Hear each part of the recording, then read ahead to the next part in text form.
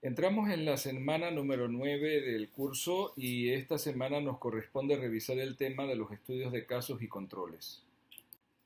Los objetivos. Al finalizar la presentación, los participantes analizan las características de los estudios de casos y controles, explican los detalles metodológicos de los estudios de casos y controles y analizan la utilidad y aplicaciones de los estudios de casos y controles.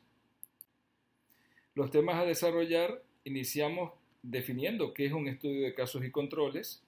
Luego vamos a enfocarnos en los objetivos de los estudios de casos y controles y luego entonces vamos a clasificar los tipos de estudios de casos y controles, estudios de casos y controles no pareados y estudios de casos y controles pareados. Para cada uno de los tipos de estudios, ya sea los no pareados o los pareados, vamos a decir algunas palabras acerca del cálculo de la muestra, del análisis estadístico y de la presentación de resultados, porque tiene sus diferencias uno del otro. Y finalmente vamos a terminar con las ventajas y desventajas de los estudios de casos y controles. Este es el esquema que siempre nos ayuda a revisar cómo vamos avanzando en cuanto a los tipos de estudios. Recuerden que estamos en los estudios observacionales analíticos y estamos entonces en los estudios de casos y controles. O sea, estamos todavía en la esfera observacional analítica. Según el periodo y secuencia del estudio, los estudios de casos y controles son estudios longitudinales y según el tiempo de ocurrencia de los hechos y registro de la información son retrospectivos. Y ahora vamos a explicar bien cómo es el esquema de un estudio de casos y controles. ¿Qué es un estudio de casos y controles? Un estudio de casos y controles es un estudio analítico, es decir, son investigaciones diseñadas para probar hipótesis específicas concernientes a una probable causa de una enfermedad en estudio. Por definición son retrospectivos, ya que se comienza con el efecto, es decir, se toman personas que tienen la condición o la enfermedad y se busca hacia atrás la exposición o no exposición a ciertos factores y el grupo control está conformado por personas que no tienen la condición o la enfermedad. Es decir, partimos de la condición o enfermedad y estudiamos retrospectivamente. Se comienza con el efecto y se buscan las causas o antecedentes. ¿Cómo explicamos estos? Bueno, se parte de la variable dependiente, es decir, la enfermedad o condición, para buscar hacia atrás un factor de exposición. Se basa en la comparación de grupos enfermos versus sanos o personas con la condición, personas sin la condición, para aceptar o refutar una hipótesis sobre un posible papel de un factor que puede ser causal. La capacidad de los estudios de casos y controles para definir causalidad es pobre, pero sí pueden, de hecho eso es una de sus utilidades, definir la fuerza de relación que hay de un factor con una enfermedad o con un desenlace.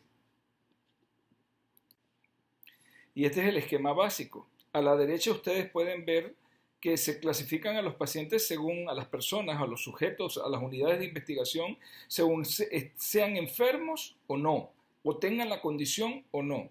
Los casos van a ser aquellos que tengan la enfermedad o condición y van a ser la totalidad. Algunos van a estar expuestos y otros no. Eso lo tenemos que investigar hacia el pasado. Por eso son retrospectivos. Y los controles son aquellos que no poseen la condición o enfermedad y también puede ser que estén expuestos o no. Eso también lo vamos a ver a medida que vayamos haciendo el estudio. Entonces, la direccionalidad del estudio es retrospectiva, es decir, comenzamos en el presente y nos vamos desde el presente hacia atrás. No nos movemos hacia atrás y luego buscamos hacia adelante, sino que comenzamos desde el presente y buscamos hacia atrás. ¿Y qué buscamos? Buscamos la exposición o no exposición a un determinado factor. Por ejemplo, aquí, los que están enfermos y fueron expuestos al probable factor causal, sería la letra A. Los que están enfermos o tienen la condición y no fueron expuestos sería C.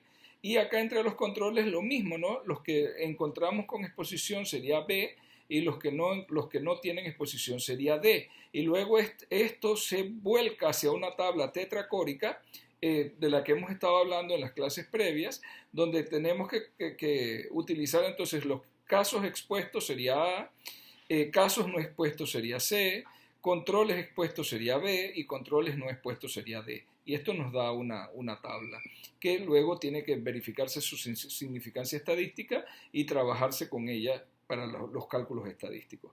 La dirección del estudio, la dirección de la encuesta siempre es retrospectiva, por lo tanto el estudio de casos controles es el estudio observacional analítico retrospectivo por excelencia.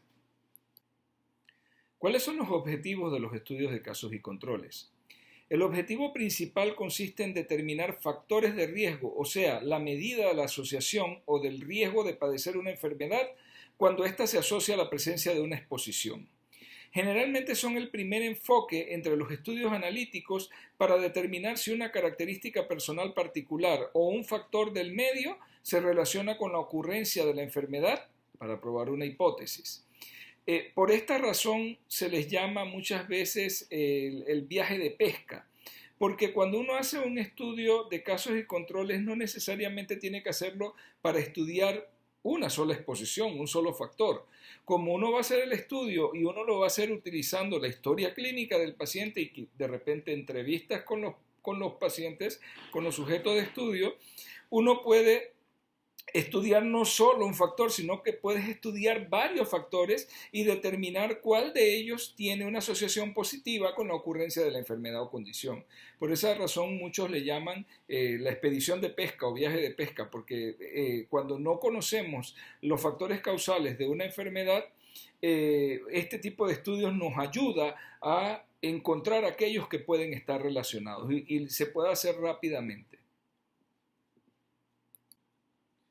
Como son analíticos, permiten estudiar el efecto de la exposición o de no exposición y con qué fuerza se asocia ese efecto con la presencia o no de la enfermedad. Así que, como les decía al principio, no es que me puedan determinar causalidad, no son buenos para eso, pero sí son buenos para decirme qué tan fuerte es la asociación de un factor con el desenlace, que sería la enfermedad o condición que estamos estudiando. Frecuentemente son utilizados como estrategia de investigación en el estudio exploratorio sobre la etiología de una enfermedad o cuando se investiga una enfermedad rara y por eso, como ya les había adelantado, se les llama expedición de pesca. Entonces hay dos tipos básicos de estudio de casos y controles. Están los estudios de casos y controles no pareados y los estudios de casos y controles pareados. De cada uno vamos a ver sus aspectos principales, cómo se trabaja cuando se tiene que trabajar con muestra, qué tipo de análisis estadístico se puede hacer. Recuerden, no profundizamos en esto porque, como les aclaré al inicio del curso, este no pretende ser un curso de estadística. Sin embargo, solamente para que sepan, tengan la orientación de cómo se analizan los estudios de casos y controles y cómo se deben presentar los resultados. Eso lo vamos a ver para cada uno, para los casos controles no pareados y casos controles pareados. Estudios de casos controles no pareados. Este tipo de estudio se basa en la diferencia entre un grupo de casos y un grupo control. Utiliza la tabla tetracórica básica que ya conocemos.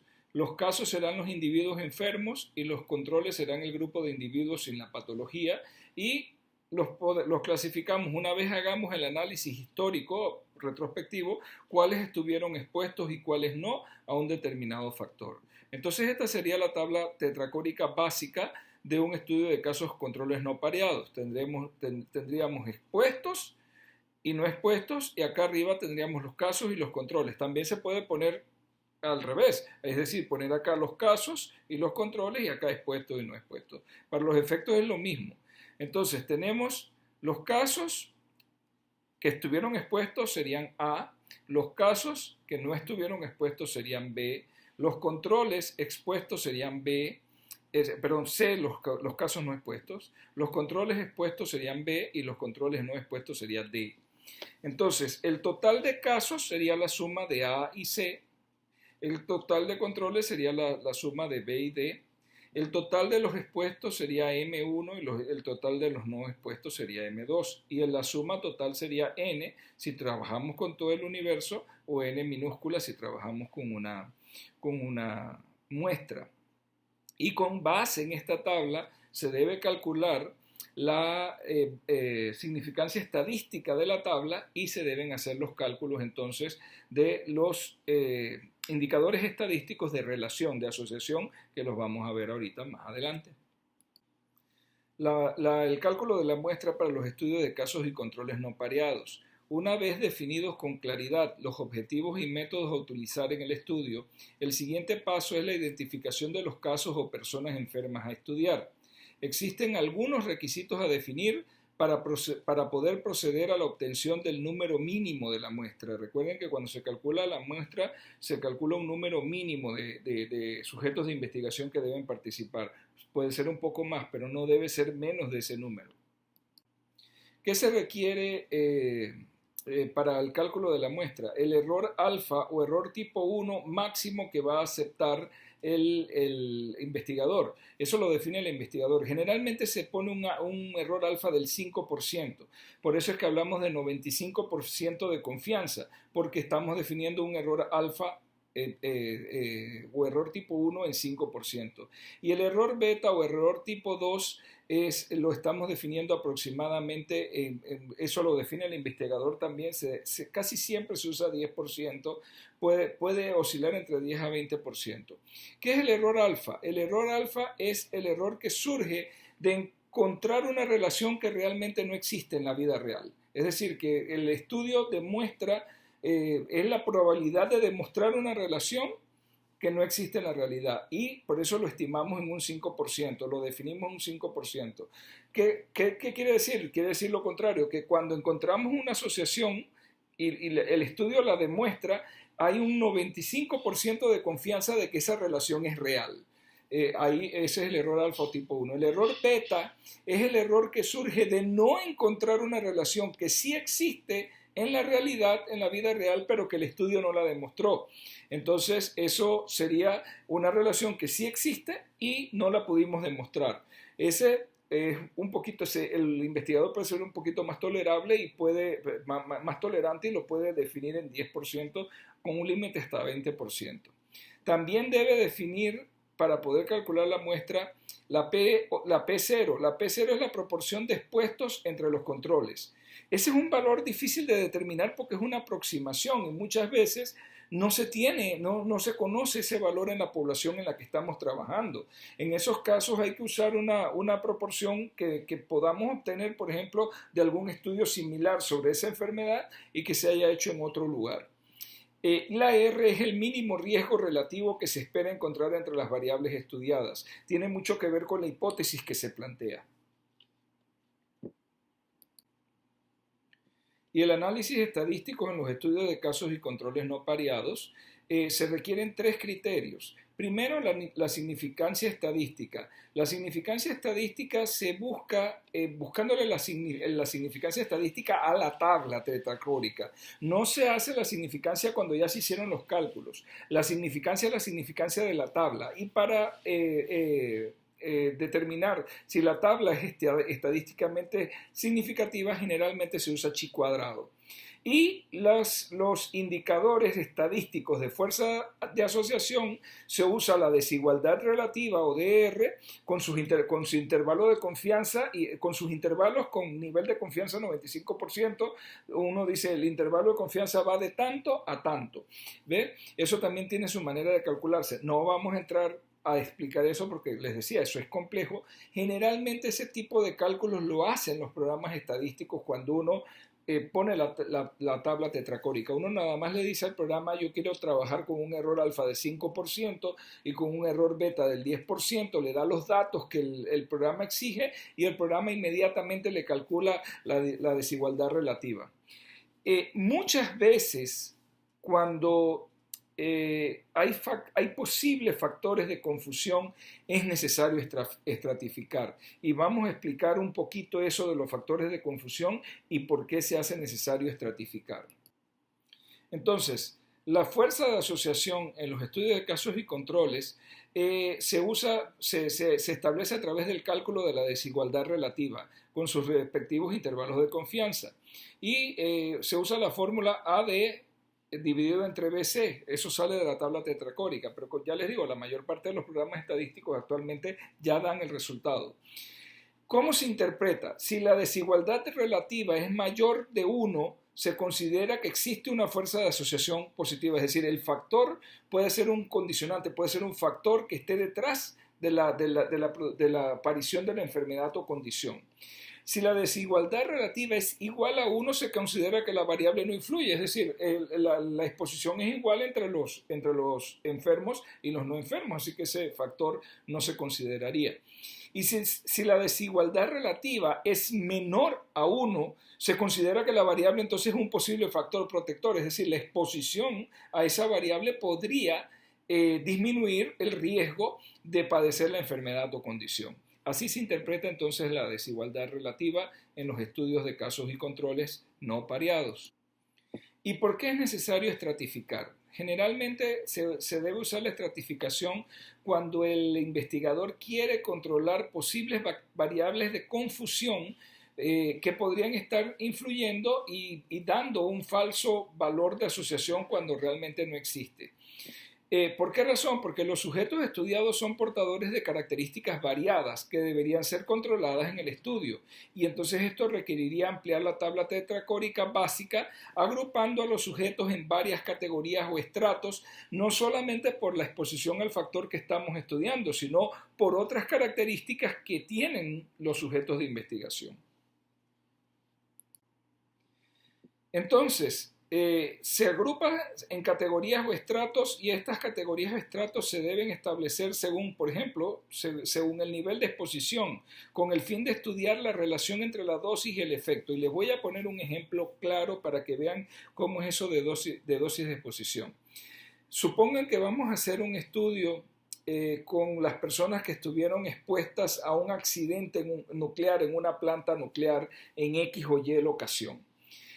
Obviamente no vamos a repetir el accidente nuclear para ver prospectivamente cuáles se afectan y cuáles no se afectan. Tenemos que hacerlo retrospectivamente. Aquí tiene que hacerse un estudio de casos y controles para ver cuál es la relación que existe a esa exposición de radiación con algunas patologías o enfermedades que presenten las personas de esa población. Ok, pero no es lo mismo las personas que vivían a 1 kilómetro del reactor que los que vivían a 2 kilómetros, a 5 kilómetros, a 10 kilómetros, a 20 kilómetros o a 50 kilómetros. Entonces, eso es dosis de exposición, y obviamente uno puede pensar que debe haber una dosis-efecto. Entonces, cuando tenemos a los enfermos y a los controles, no los podemos clasificar no solamente como expuestos o no expuestos, sino que habría que ampliar la tabla y poner exposición a tantos kilómetros, exposición a tantos kilómetros y todo. Eso complica un poquito el estudio porque nos sale una tabla un poco grande, más grande, más difícil de analizar. También se puede hacer según el nivel de cualquier otra característica que no sea la salud o enfermedad, es decir, no sea la condición o enfermedad que estoy estudiando y el factor que yo pienso que está relacionado, sino puede ser otros factores, por ejemplo, la edad, el sexo, la ocupación de esas personas, porque todo eso en determinado momento podría estar relacionado y podría ser un factor de confusión para la aparición o no de la enfermedad. Entonces eso lo tenemos que tener presente y según eso se hace la estratificación.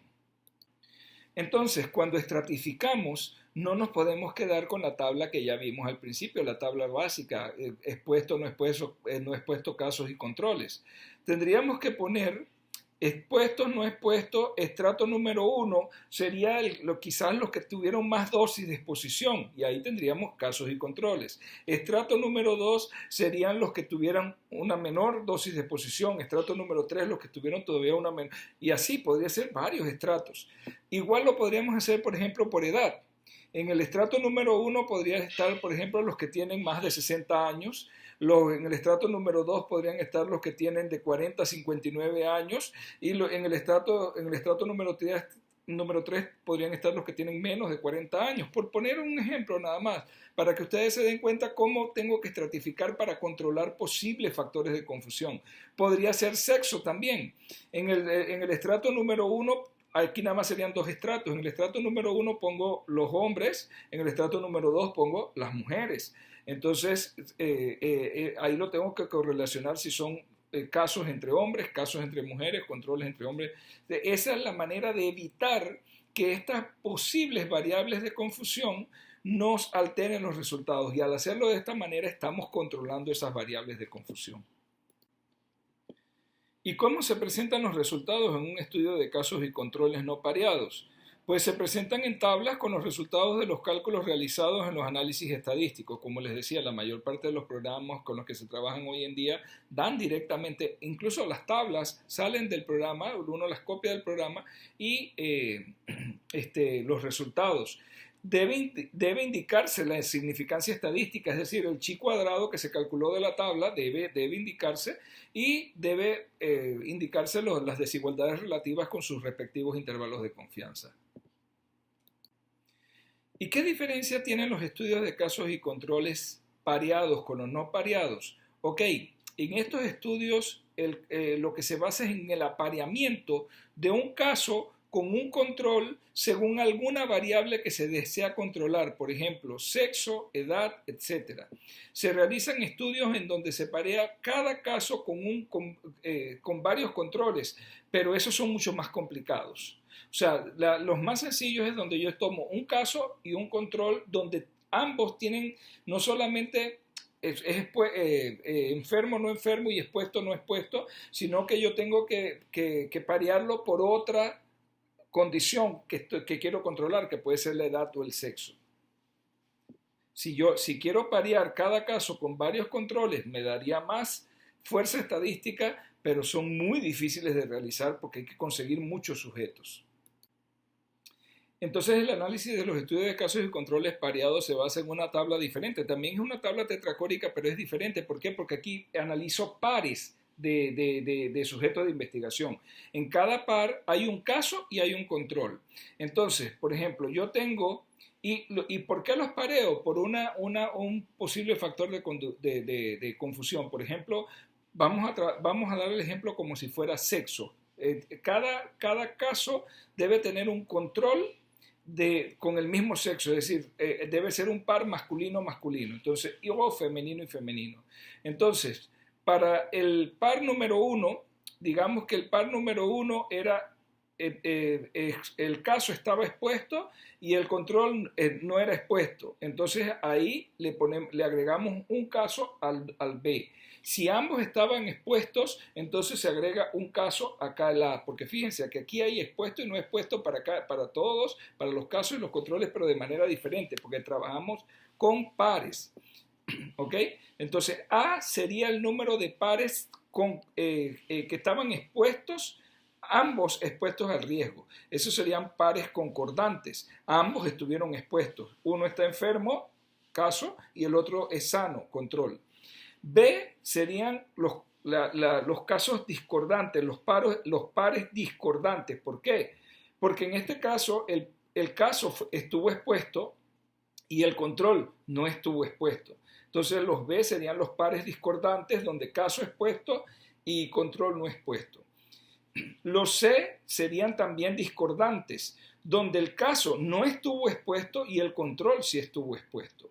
Y los D serían los concordantes, donde ni el caso ni el control estuvieron expuestos. Entonces aquí cada número representa pares de casos controles, no un caso o un control por aparte. El análisis básico de este tipo de estudios se basa en la diferencia entre los pares discordantes. Aquí no se trabaja con todos los pares, se trabaja con los discordantes, es decir, los pares B y C. Este método elimina el efecto de posibles variables de confusión.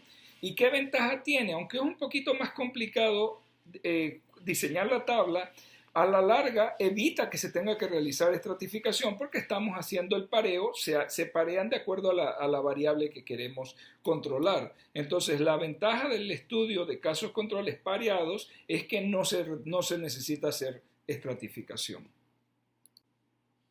Aquí el análisis estadístico se hace nuevamente con la desigualdad relativa, lo único que el cálculo ahora es diferente.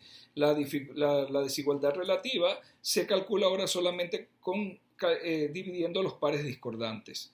Y la interpretación es la misma que ya habíamos visto. Si la desigualdad relativa es mayor de 1, se considera que existe fuerza de asociación positiva, es decir, el factor podría ser un factor determinante o causal, habría que demostrarlo. Si la desigualdad relativa es igual a 1, se considera que la variable no influye, y si la desigualdad relativa es menor de 1, se considera que la variable estudiada, o sea que el factor de exposición estudiado, podría ser un posible factor protector. ¿Cuáles son las ventajas de los estudios de casos y controles? Se pueden utilizar para el estudio de enfermedades raras o de latencia larga. ¿Por qué? Porque no lo hacemos retrospectivamente. Entonces, si logramos conseguir un número suficiente de casos de una enfermedad rara, solamente tenemos que buscar los controles necesarios y hacer el estudio retrospectivo para ir viendo cuáles pueden ser los factores asociados.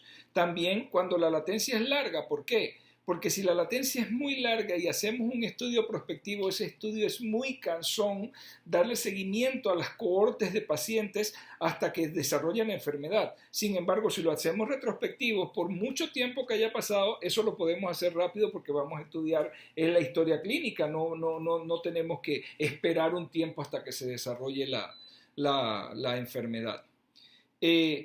Proveen una gran cantidad de información al contar con un buen número de casos de la patología en estudio, porque yo los puedo ir determinando, los puedo ir captando y hacer el estudio retrospectivo.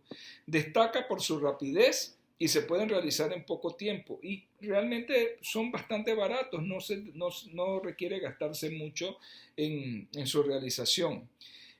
Un estudio retrospectivo de casos y controles que fue muy famoso en su tiempo, pues porque ayudó mucho a ir estableciendo ciertas relaciones. Fue un estudio de casos y controles que se hizo en San Francisco cuando comenzó la epidemia de VIH.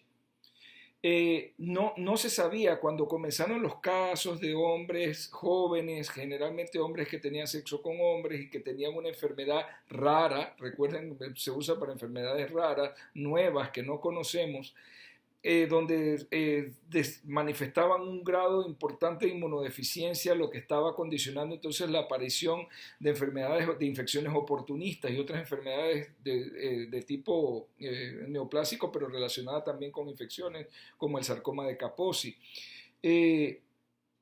Los epidemiólogos del CDC realizaron, como San Francisco fue prácticamente el epicentro de la epidemia cuando inició, los epidemiólogos del CDC realizaron un estudio de casos y controles así, tratando de revisar varios factores y encontraron una asociación muy fuerte con la aparición de esta nueva enfermedad con las personas, los hombres que acudían a unos baños turcos que eran muy frecuentados en aquel entonces por la población gay, la población homosexual. Obviamente ese factor demostró una asociación tremenda y se pensó algo hay allí en los baños que podría estar detrás de la aparición de esta enfermedad. Luego con el tiempo, cuando se conoció más la enfermedad y se conocieron más los factores que estaban detrás de la enfermedad, se supo que no eran los baños, era lo que ocurría en los baños lo que estaba desencadenando la gran difusión de esta enfermedad, que luego se supo que era viral y se descubrió el virus y todo eso, y se describió toda la patología. Realmente lo que ocurría en los baños era que había una gran promiscuidad y eso era el factor de riesgo que estaba desencadenando pues que hubiesen más casos. Pero en ese momento los investigadores tuvieron una pista fuerte de que algo pasaba en esos baños y fue a través de un estudio de casos y controles. Entonces, son muy útiles, como lo dice aquí pues la diapositiva, para estudiar estas enfermedades nuevas, enfermedades raras, enfermedades de las que no conocemos nada y necesitamos información para poder entonces desarrollar otros tipos de estudios más completos y que nos lleven entonces a una relación de causalidad. Son muy eficientes porque nos dan bastante información y buena información y el costo de la realización es realmente bajo. Se utilizan relativamente pocos sujetos, no existe riesgo para los sujetos de estudio por la realización del mismo estudio, debido a que se hace algo retrospectivo, se busca la historia a través de entrevistas, la historia clínica de los pacientes, y se pueden analizar simultáneamente múltiples causas probables, es decir, múltiples factores de exposición probable para ver cuál sí tiene y cuál no tiene asociación. Entonces, cuando uno tiene muchos factores potenciales, se pueden estudiar simultáneamente varios factores y se hace rápidamente, porque al ser retrospectivo, simple y sencillamente es buscar la información. ¿Cuáles son las desventajas de los estudios de casos y controles? Requieren de la memoria y eso nos puede llevar al sesgo de memoria o de información. ¿Por qué? Porque a veces requerimos que la persona recuerde algo y a veces no lo recuerda o lo recuerda mal. Entonces, esa es una desventaja. La otra desventaja es que no se puede determinar directamente la incidencia y prevalencia de la patología en estudio porque estamos yendo hacia atrás. Para determinar prevalencia, recuerden, hacemos un estudio transversal y la única manera de calcular incidencia es haciendo un estudio prospectivo. Entonces, el estudio de casos y controles no me permite determinar ni prevalencia ni incidencia. Se debe tener cuidado en controlar variables externas que puedan influir en los resultados.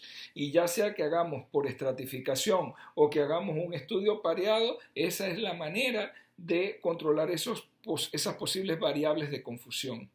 La selección del grupo de comparación puede ser difícil y ¿por qué? Porque puede entrar el sesgo del examinador, el sesgo del investigador, porque los casos, bueno, son los casos, los que tenemos, los que tienen la enfermedad o condición, pero a la hora de seleccionar los controles deberíamos tener una selección al azar para evitar los sesgos de selección que puede tener el investigador en determinado momento.